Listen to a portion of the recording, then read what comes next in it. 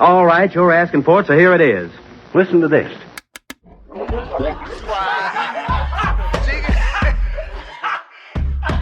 want you fuckers laughing at we partners pod, kid. You understand? We in here drinking, singing, swinging, all that shit, dog. We sweating, getting wet, and all that. All right. Welcome to the 99th episode of the Drinking Partners podcast. Yes, this is our Alden Smith episode, obviously, because he drinks, gets fucked up, and still shows up to work. That is the most appropriate athlete. Yeah. We just keep drinking. That's our thing. Like, if things are going bad, drink through it, and then come talk to each other.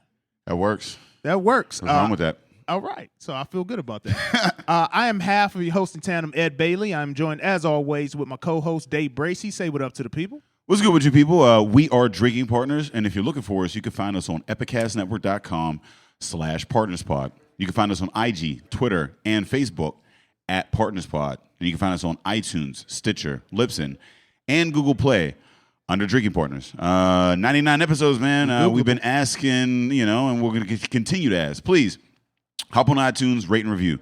That's how we know we're doing well. That's how we let others know that we're doing well, and that's how we continue to do well. So please, rate and review, man. Listen, you love us. When you see us in the streets, you tell us you love us. Now, just tell the internet. That's all we need. Yep. Just go on the internet, log on, and let them know. So here, we are live here at Black Forge. Black Forge, shout out Coffee to House. the Godfather. The Godfather in the building, looking stressed Nick. as shit over in the corner, checking his phone, checking the time. It's all good, man. It's all love. It's all in the family. Shit. What do we got to do? We got to talk about the 100th episode. Yeah, the 100th episode, man. That was, again, shout out to all the sponsors that came through. Apis, Rock Bottom, Shoe Brew, Full Pint, Bloom Brew. Come through and really killing it. We wouldn't have been able to do it without you guys. Shout out to our guest. Batch, Baron Batch, John Fetterman, Rick Seaback, T-Robe came through. T-Robe killed it. Yeah, he killed it for a half hour. Dom Shuck DJ. Yeah, we didn't shout out Dom on the last week. Shout out to Dom for Dom come through and make your event go smooth. He should get business card and say, make your shit go smooth. Yeah, and just make it professional. Dom on it. That shit becomes professional as hell when you got like an actual dude, like a sound dude. Like, yeah, we're not going to harp on it too much, but again, we just want to thank everybody who came out, supported, everybody who sponsored, anybody who tweeted, shared with anyone, recommended that they come through. Like, the love was tremendous that night. We're very humbled by the love that we've received on this cast, and it's very cool to do this. Especially have a place like Black Forest to come and just sit and continue to drink. Yeah. After this is the second episode, so all of our people who've been listening for a while, those 2 of 2s can get crazy. Yeah. And I'm a little nervous about this one because this is another family episode. This is like all intra-family episodes today. Like, we've been having to be on our dean because like we got people from in the family coming on. We're drinking heavily. Buzzy doesn't have a jacket on. It's snowing. I don't know what the fuck's going on in life. Yeah, I didn't even realize you ain't had a jacket on this whole time. I always notice that. The first thing I notice is what people are wearing. That's not a jacket, Buzzy. That's a hoodie. It's snowing. Yeah. It's snowing. It's not raining. It's snowing. You need more than a hoodie. I don't know. So we're gonna get right into it. We're gonna get right into our guest. So I don't even know how to introduce this guest. Let me think this up. Me and this next guest, we argue in the car all the time. I could introduce her as that too. We share that in common. We've had several debates ranging from what the fuck type of shirt you got on, Ed, to what type of shoes you got on. This is. I'm very happy to have this guest on. This is a long time coming too, man. We should have been had her on. Yeah, best-selling author. Best-selling third author. Novel, and for real. She's the behind the scenes. You know what I mean? Those great episode write-ups that you see that are way better than episode 12. It's us. Anything beyond that has been her. One of my favorite people in the world. Everybody, we got Cat Bruno on the cast. Say what up to the people. Hello. That was lovely. Thank you. I introduced Cat as if I wanted to borrow some money after the cast. So that's the nicest you've ever been to me, ever. So it's the nicest I'll ever be because I need to borrow $10 to get home. This shit ain't real. We gonna argue again.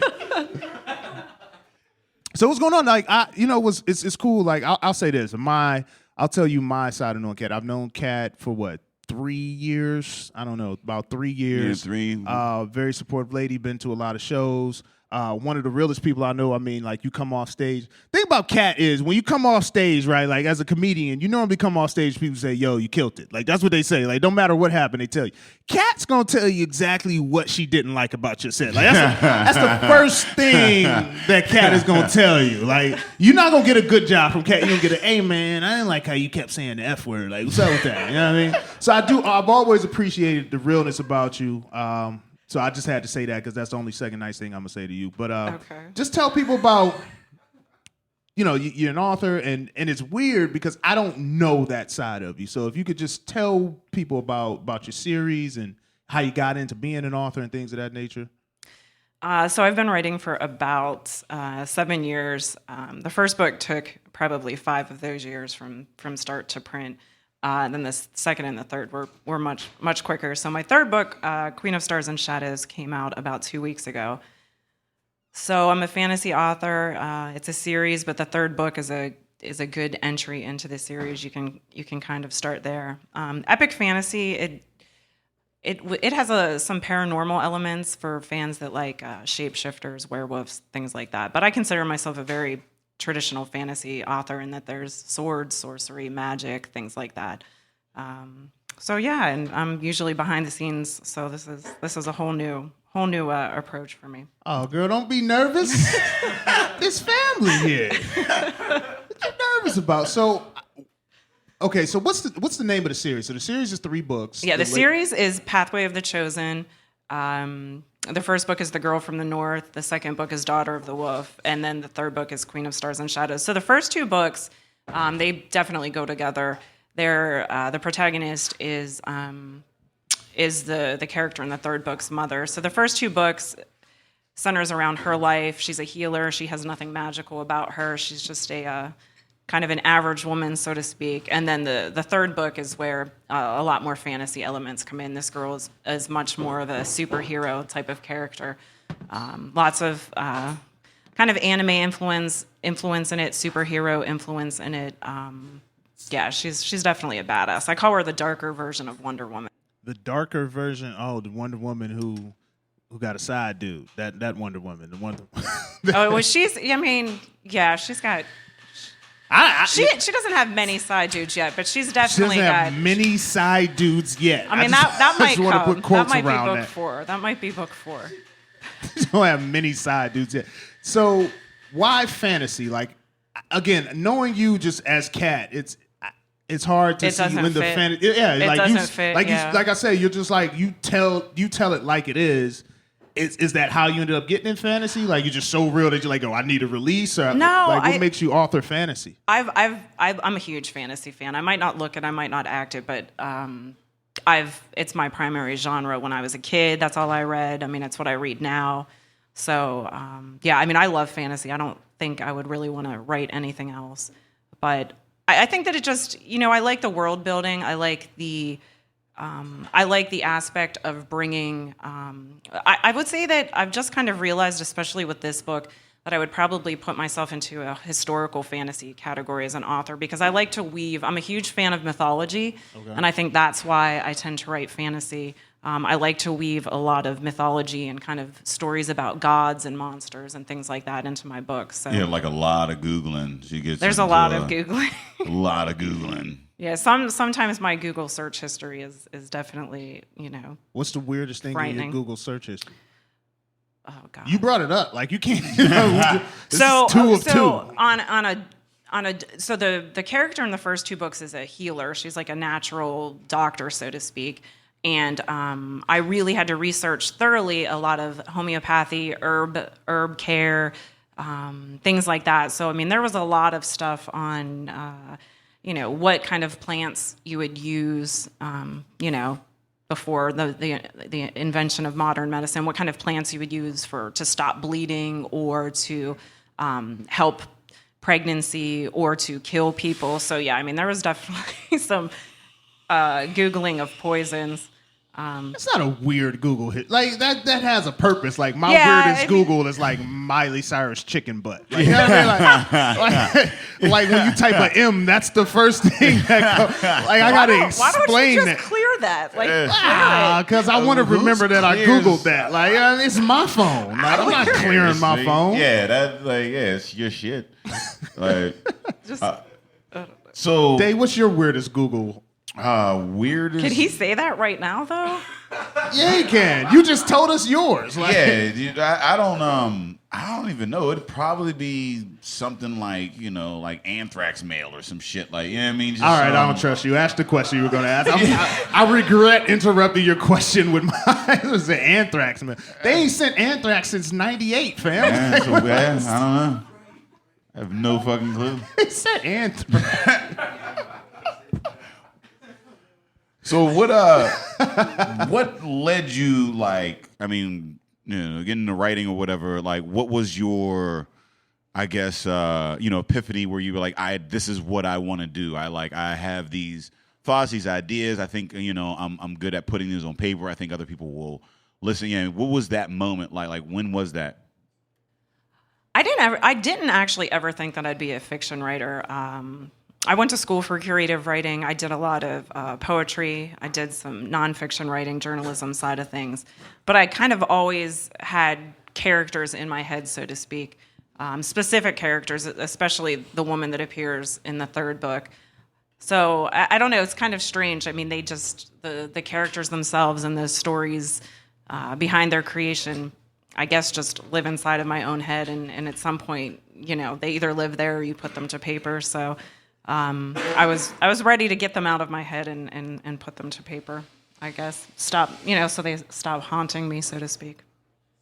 So with these particular characters, I guess the jumping off point, I guess, then writes itself. But then how do you, I guess I'm just interested in the novel writing, process in general. Because most people, the most they've written is maybe a 20-page report that they did in college or something. Dave blinked his eyes because he went to IUP. We'll reduce that to 7 pages because they don't go past 7 at IUP. Ouch. With a bibliography and all that. But no, I don't even, how do you, I don't even know how to ask this question, but I couldn't imagine writing a novel. Like, I don't know if I can write something that gets this thick and it is a story that continues on itself. Like, I have how do you know when 140 you're character going limit. too long? How do you know when to stop? Like, do you start with okay, this is what's going to happen at the beginning. This is how I want it to end. And you're like, let's think of shit for the middle. Like, how does that process go, at least for you? So for me, I don't work with an outline or anything like that. I have a general idea of where it's going to start. And especially when you write series, which is what I write, you kind of have the beginning, and I know ultimately where I want maybe book 5 or book 6 to end, but getting there is kind of a process that to me is super exciting and crazy and wild and scary at the same time because I don't really know. I sit at my laptop during the day and I just let the story go and I just type and I kind of, like I said, have general ideas where I want it to go. And I've got for instance, in the third book, there's a scene toward the end of the book where the main character, she's training at kind of this Chinese temple. She's training in martial arts. And to become a master of this temple, you have to fight and kill a tiger, like a real live tiger. And so I would say probably 3 years ago, that scene and the story behind that scene came to me. I was, I think, in the middle of a jog, and I thought about it. So it took me 3 years from the time that idea of, I want this superhero type of character to have to hand-to-hand battle a tiger. 3 years from when it first kind of popped into my head randomly on a run for me to actually, sit and type it at my computer. So what was that first tiger fight like the original, before you were writing the book, the tiger fight that you just had in your head while you was at Starbucks? What was going on there? Why were you fighting that tiger? I wasn't fighting it. She was. So you were sacrificing someone. Yeah. Okay. Yeah. So that's the crazy thing. I guess for people that create any kind of art, like I said, I was on a random run and I started thinking about the character and thinking about, some sort of conflict that she could go through. Without any intention. I wasn't sitting at my computer thinking, oh, what can she get into today? I was randomly doing something in my real life, and then all of a sudden, this fantasy world that I created kind of came into it. So I guess that's kind of why I got into writing, the actual act of writing as well, is just to kind of get that stuff out. So what, with the books, you have to interject yourself into your art. What, if somebody's reading this, what do they get of the book? What do they get from the book that is you? What is your message? The tiger shit happened 3 years prior to the book. Yeah. You wasn't listening. She really wants to fight a tiger. Am I the tiger? Yeah, what is your the message that somebody reading this that you want people to take from this at the end of absorbing 3 books in at this point? The overall message I would say of this third book is it's definitely a message of female empowerment. More so than the other two. The other two are a lot. The other two are very classically fantasy. Which, if you're not a fantasy reader, I'll just kind of briefly explain. Like fantasy, the base idea and concept behind most fantasy books is good versus evil, light versus dark, and God, man, magic. But that's kind of the basic approach, and then every author or creator kind of takes upon that. But so that's kind of the first 2 books. You've got some dark people, you've got some light people, and I tried to. The characters in the first 2 books, I really tried to focus on not making them entirely good characters and entirely bad characters. There's a mix. I mean, your antagonist has a little humanity to him, and your protagonist has some darkness to her. So, for the third book, I definitely think it has the character she's a late teenager. She's kind of coming into her own, and she's been raised by men primarily. 3 men she's been raised by, and now she's kind of coming into her own. She's discovering herself and her powers because she's more powerful than any of these men that have raised her, but she's listened to them and kind of did what they told her to do for 16 years. So now she's kind of finding herself as a woman, finding herself as and discovering all of her powers. So I think that it's definitely it's female heavy, but at the same time it's not. I don't want to alienate male fans. I have 2 very significant male characters in this book that actually one of the male characters in this book in particular is probably my favorite character that I've ever written. So nice. It's not just for women. It's not just for women. Nice. First, I want to take a quick break. I want to shout out because you're drinking Apis, right? I am. I'm drinking Apis. Nice. What are you drinking? I'm drinking the raspberry blackberry mead, and you can't do the plugs anymore. We're drinking that raspberry blackberry mead, y'all. Say that shit exciting, cat. Are you do it doing like the tiger scene in your book. You gotta promo the Apis like when the chick was fighting the tiger, man. You can't be like, oh, this is Apis. She writes about death and dismemberment, and it's like, yeah, but I'm drinking some mead. Drinking mead right now. I will say that it's very appropriate that I'm drinking mead and I'm a fantasy writer, so it's a perfect fit. Is that better? Why is fantasy and mead a thing? I don't understand that. I mean, mead is an ancient drink. Oh, see, she Googled this shit. Yeah, them Googles come in. I mean, there's no Googles on the second episode of a Sunday. We are fucked up, cat. You got to connect the dots and then fill them in with color. I try to turn into Don Lemon and shit. I'm asking you all these questions. I don't know what the fuck's going on. I can't get past the tiger. How does it? I keep thinking about that movie, The Interview, where the tiger got killed by a fucking capsule in the back. Damn it. So, episode 98, if anybody's listening and whatnot, they're coming in. Episode 98, we had grown-up human comedy people on, and they brought a plethora of beers. Which is why we're fucked up now. Yeah, which is why we're in the second episode the way we are. And at the end of it, we didn't get through all of them. And at the end of it, they brought these 2 Weyerbacher's, right? Now, and it's Weyerbacher Quad, right? And what is this looking like? 11.5 on both of them, right? Now, one is how old? 2014 and 2013, 2015. So we got a 2013 and a 2015. So they're aged. One's aged a year, one's aged 3 years. Now we're going to do a little taste test. Hold on. So in 2016. Yep. Yeah.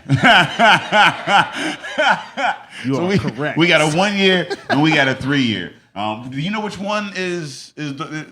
That's the 3 year. That's the 3. All right. So what we got in our cups right now is the 1 year.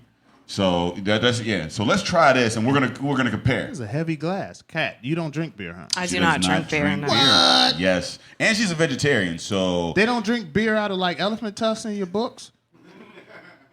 I think they do. Yeah. like she doesn't drink beer and she's a vegetarian. So anybody that's like, oh man, this relationship is on some like fantasy shit. No, we went through hardship from the gate. From the very beginning, it was a struggle. So for the and we're listeners still who here. don't so, know, this is Dave's other half. This Yeah, is better I tend to sleep with her at times. Whoa. So Whoa. I don't. I tried to give you a classy introduction, Kat. Yeah, he's like, oh, I fuck her. Thanks. That's And Dave was like, damn. great. If I ever bring my woman on, that's a very low baseline of introduction. I'm very happy about that. Oh, I just be like, yo, say who you are. That's why you got to lead with the best-selling author, and then you can be like, our pelvises are familiar. Like He doesn't stop. I don't even want to interview her no more. Like, I got a strict rule in my life, and most real dudes can attest. When your man's has a woman, you limit that relationship. Like, you can't be real friends with your dude's girl because it compromises you. Like, it's like, I mean, I don't know what that's called. It's like, what is that shit called? I don't know, man. Fuck. It's the I second don't know episode. why I asked you. You got to ask her. Can't She's think the, about it. It's What? when your interests are, they're fucking, compromised. Conflict conflict of interest. Damn like Donald right. Trump in his the hotels. the criminal said it. The criminal in the room. He knew exactly what it was because he has on all black at a coffee house. If He's you, gonna do if you listen something to illegal. episode 98, you'll know Dan. He's the he knows all the ins and outs. So, all right, This let's is the try quad? this. Cheers. We'll try that. Why are we cheersing? We don't cheers. Yeah, no. And that's the 1 year, and that is It's a Belgian. It's a Belgian quadruple. Now, usually you Quad might have makes a triple. This is a quadruple. Yeah, at this point, I don't know what's going on with my body, Dave. Yeah. So That this felt like it was good though. it was delicious. It was sweet. You know what I mean, and you got a little bit like at the very back end of it, you got a little bit of a burn to let you know that it's a high alcohol content. It's been aged a year, so let's try the 3 year. I didn't finish the quad. Damn it. You baby something ass. We 100 episodes deep, B. I don't know, man, but I'm about 7 beers deep today. I'm sorry, Kat. We're going to talk about your books more. We getting back Oh no, into this it. is. But this Dave is just fine. wants to drink because he's an asshole. Let's fake toast. I'm not toasting you. You fucking asshole. This dick.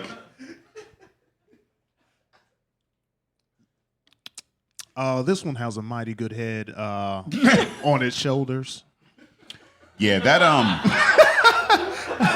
I don't do the beer reviews. That's your part. I'm going to interview Kat. You do the beer review. There's a bit more character, and it fucking like the burn. I feel like as it ages, and I'm not an expert, but as it ages, it has more of that like alcoholic kind of a.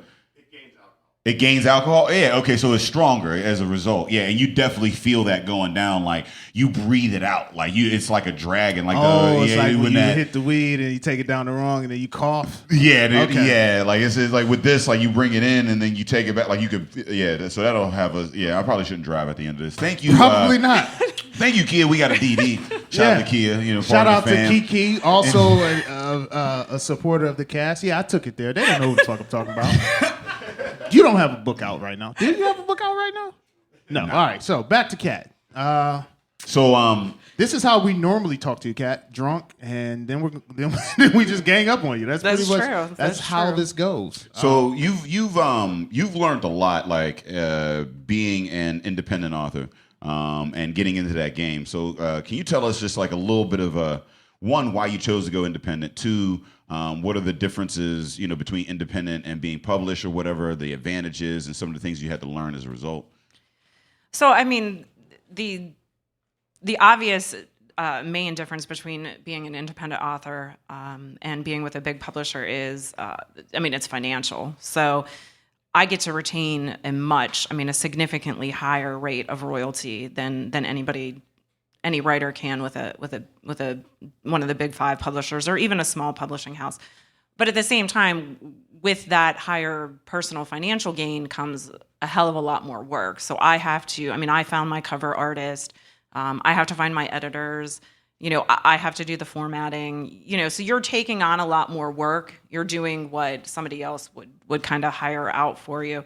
But I don't think that I would really have it any other way because I like to be in control of my product and my cover and all of that sort of stuff. So, but yeah, you have to take on a lot more of the work yourself. And I've had to learn a ton of stuff just about advertising and marketing and book formatting, just stupid stuff. Like to somebody else, it would be, oh, somebody's doing that for them. But the size of margins on a printed book, I had to investigate that and figure that out on my own. So it's a lot of extra stuff on the independent artist side. But again, I personally, for me, I think that it's worth it.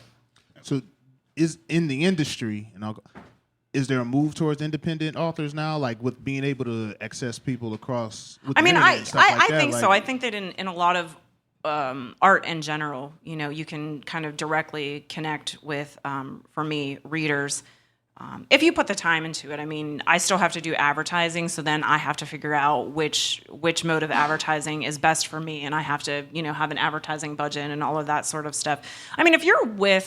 If you're J.K. Rowling or George R.R. Martin, you're not ever going to go independent. Right. You don't need to. But for someone that's kind of middle of the road, so to speak, I think that it's a good way to be because, like I said, you retain so much more of your royalty and you retain so much more of your product, and you have, this is mine. Like everything about this. I didn't do any of my covers. I have an artist who's awesome that does them for me, but everything that's important to me. Everything is mine, and I get to connect with the fans and kind of pick all of that stuff. But yeah, I got asked on another podcast I did if shout out to Grown Up Human People. Oh shit! Shout out Grown Up Human People. They You all ain't over never the said map. shout out before you start talking to us. She goes at city talk. That's the first time she's she like, ever when said you get drunk, shout out. you She get in knows your what city she's talk. Like, the fuck does that mean? She mean nigga speak. That's what that means. That's cool. We're not gonna go there. I don't know. I'm not sure I can follow that, but Yeah, you can't really tie but into anyway, that. back to them. I was asked what if somebody wanted to buy the rights to my book and make a movie out of it.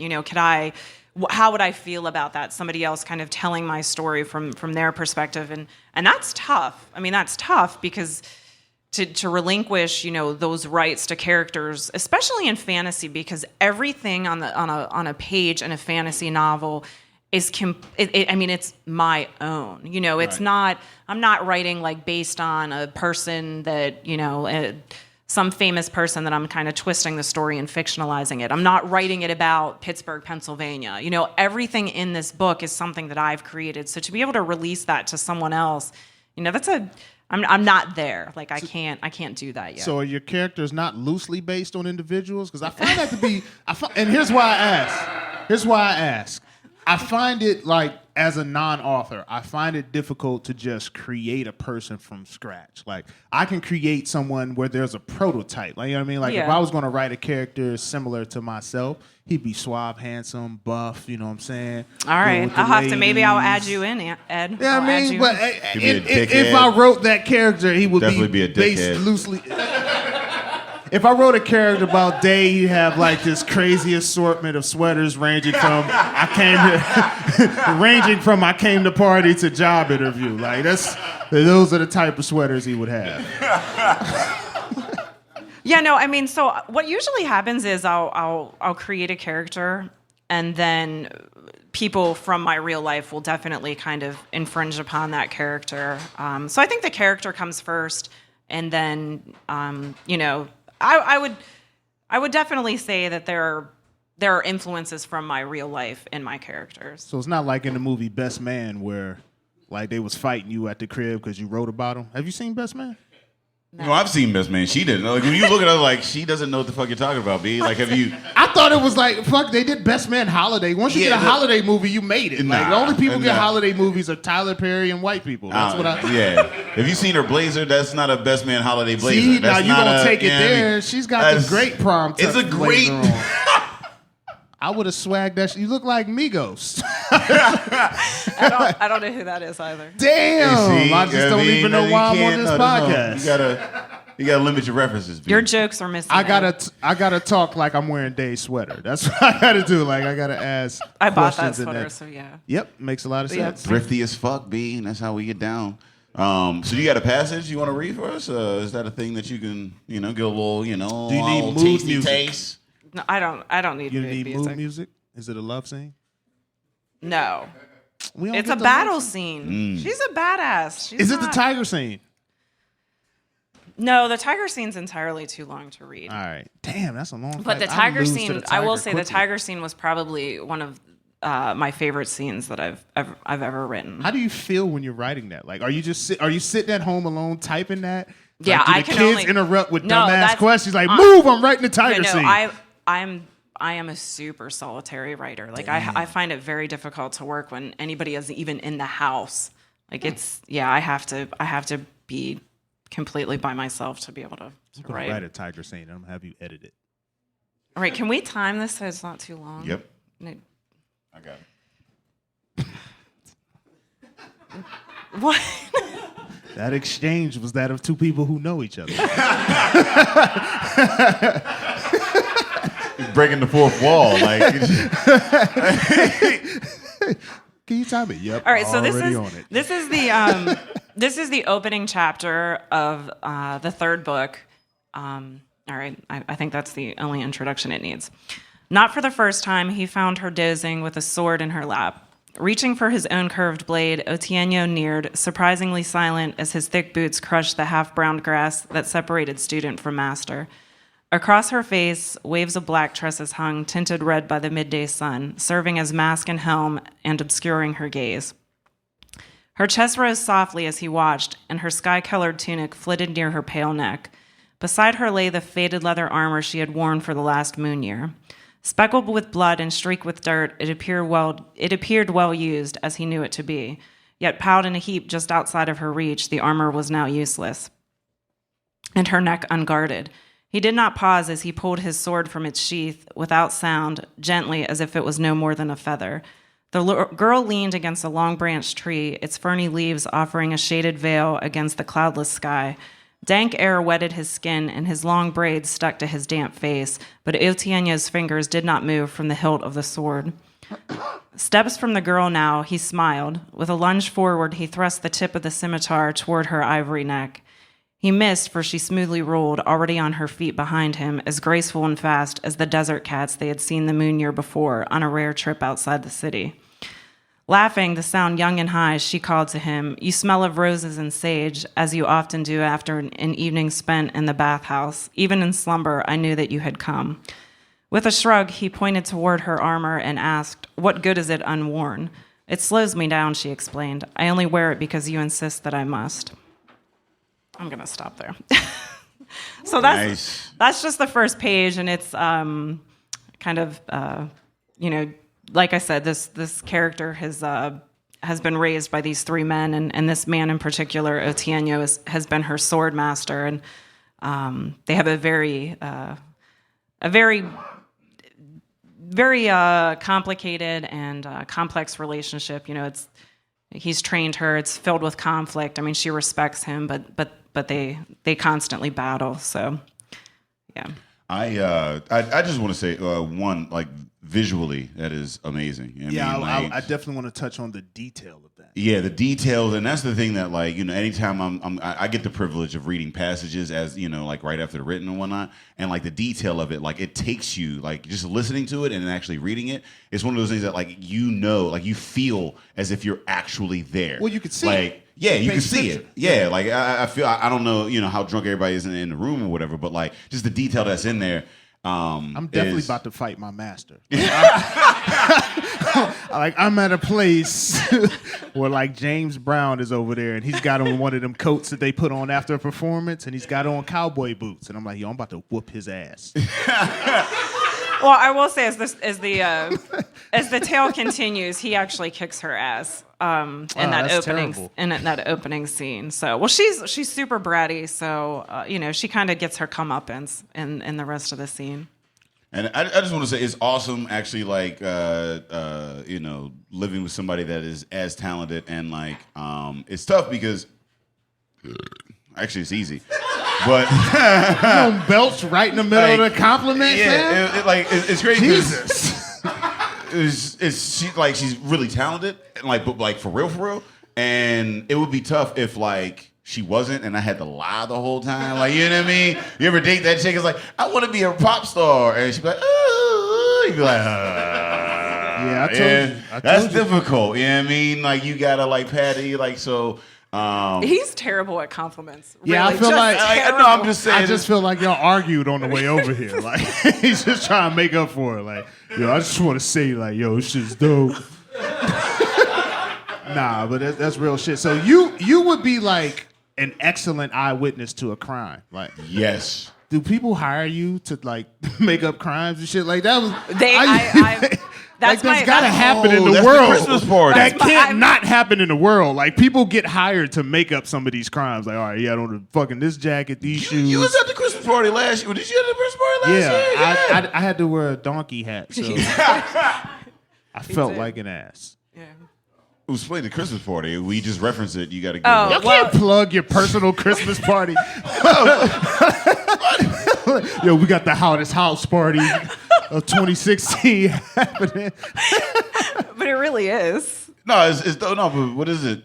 No, so each year we host a murder mystery party, and I'm super excited to announce that the theme for this year is 1980s prom, and I think it's going to be fantastic. Oh, you get to hear an exclusive to a party that you're not invited to. No, I just invited the live everyone crowd. here. Yes. Well, the live folks. If you're here live, then yeah, you get invited. If you're French not, then listeners, hell no. Yeah. But I mean, I just want to like one, you're a novelist. Two, the murder mysteries, and three, for folks that are out there and they're like, oh, I want to do something different. Throw a murder mystery party. Until I started hanging out with her, I didn't know what the fuck that was. And like, you get there and like everybody has like some sort of like role, and you gotta like it's a great way to kind of break the ice. Everybody has to talk to each other in order to get the clues, and everybody has like, oh, I think I know it and whatnot. And it's a great environment. I mean, it's something different. And what we at Podcast, to bring it back to Drinking Partners and everything that's going on, you definitely just sold your house party. Don't act like you didn't just do that. I didn't. Tired. You miss it out. But like, no, I mean, like what we do is network and build relationships, and I think that's one of the things. Like, you go to different, like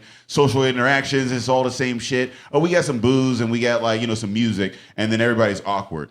Incorporate that into your, your thing. I think it'd be popping, especially if you got a novelist in your or you got one of the grown up human copy people out there. You know what I mean? Because shout out to the fan. So if someone wanted to read your trilogy or your series, how can they find it? So you can find me at catbruno.com. That's my website. All of my books are available in paperback and digitally on Amazon. Cat Bruno on Facebook, Cat Bruno author. You can find my page there. Cat Bruno X on Twitter. But yeah, I'm also on Wattpad, which is a really great reading app. It's a free reading app. I'm Cat Bruno on there, but it's awesome. I upload some short stories from the books on there, and it's completely free, so that's a great thing. But yeah, everything's on Amazon, catbruno.com. You can find me there. Real quick, the titles of the three books in the trilogy. So the first one is The Girl from the North. The second one is Daughter of the Wolf, and then the newly released book is Queen of Stars and Shadows. The girl, the daughter, the queen. Yep, there you go. I don't know who we are. Well, if you're looking for us, you can find us on epicastnetwork.com/partnerspod. You can find us on IG, Twitter, and Facebook at Partnerspod. And you can find us on iTunes, Stitcher, Libsyn, and Google Play under Drinking Partners. Hey, as always, want to thank the people who came out. Shout out to Black Forest. Shout out to everybody who came. Check out the series. Get your fantasy on. Truth. We all living in reality. Thank you, Let's everybody, kill for a coming out. tiger. Read a book, kill a tiger. This is Drinking Partners, and as always, Drinking Partners is the crew. Epicast is the family. We out here.